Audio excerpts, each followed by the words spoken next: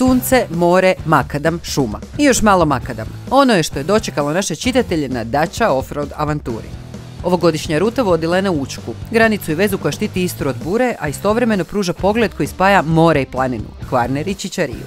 Karavana koja je krenula iz Zagreba sastojala se od najmoćnijih Dustera te Bigstera, novih dačinih modela koji svojom veličinom i snagom odgovaraju upravo tom snažnom imenu koje su dobili. Vožnja autoputom ponovno je pokazala kako novi dačini benzinci, usprkos veličini i težini, i dalje su štedljivi potrošači, ali pravi test započeo je tek kad smo kotačima nagazili na makadam. Osim upoznavanja s performansama automobila, šumskim cestama od Mošćeničke Drage prema vrhu Učke krenulo je upoznavanje čitatelja, koji su u našoj karavani završili tako što su se prijavili na natječaj. Kad sam vidio oglas, intuicija me vodila, a znao sam već od prije za Dacia Adventures 2024. Osjetio sam da se trebam prijaviti i da me jednostavno mjesto čeka. Volim automobile i vidio sam ovo kao jednu lijepu priliku da se isproba Dačini modeli. Prijateljice su rekle, Mirjana, to je nešto za tebe, uživaj.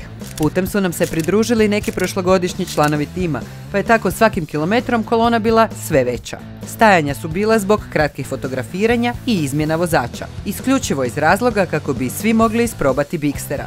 Budući da su neki bili benzinci 4x4, ali i hibridi s pogonom na 2 kotača, što im na kraju nije predstavljalo nikakav problem.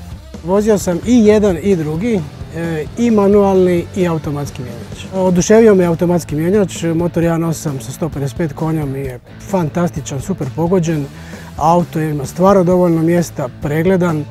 Mislim, auto je udoban, velik, prostran, kako bi se reklo, komad automobila. Stvarno je bio siguran vozeći se po tom makadamu, po Učki. Nisam imao ni u jednom trenutku osjećaj nekakve nesigurnosti. Spustivši se natrag na more, spustilo se i sunce, a u kampu Omišalj dočekala nas je logorska vatra i prava krčka gozba.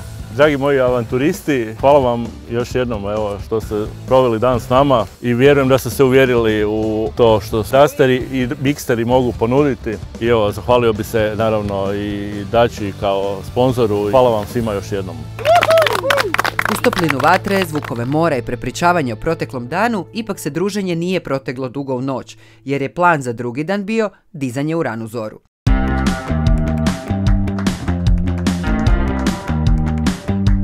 Doručak u mobilnim kućicama te kraće razgledavanje kampa jutro je počelo radno.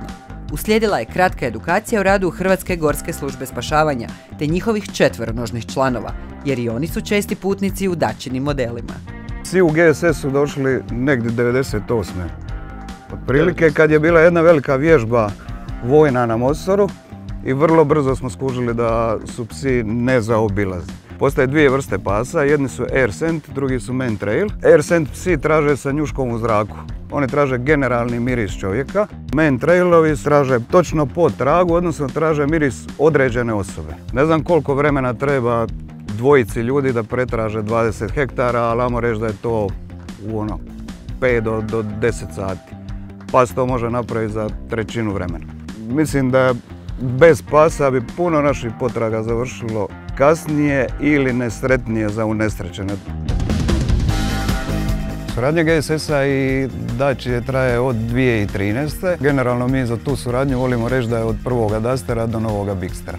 Ovi auti su nekakav optimum jer mogu biti i putna auta, ali mogu i otrpiti dobar dio terena. Dakle, u aute možemo staviti boksove za pse, tako da su stvarno nekakav optimum ili recimo manja organizacijska jedinica, tim od 4 ljudi, može u to auto staviti svu svoju opremu i krenuti u akciju. Srećom, ovaj tim toga dana nije morao u nikakvu akciju, pa je dio njih nastavio dalje s nama.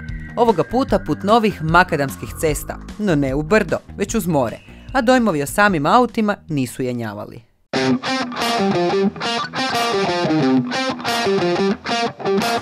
Bigster pruža zaista veliku udobnost i pruža i omogućuje sigurnost da možeš proći svim vrstama cesta. Sviđa mi se udobnost sjedala, motor je dovoljno snažan za tu veličinu vozila, ne naginje se previše u zavojima i pruža sigurnost koja ti je potrebna na cesti i u putu.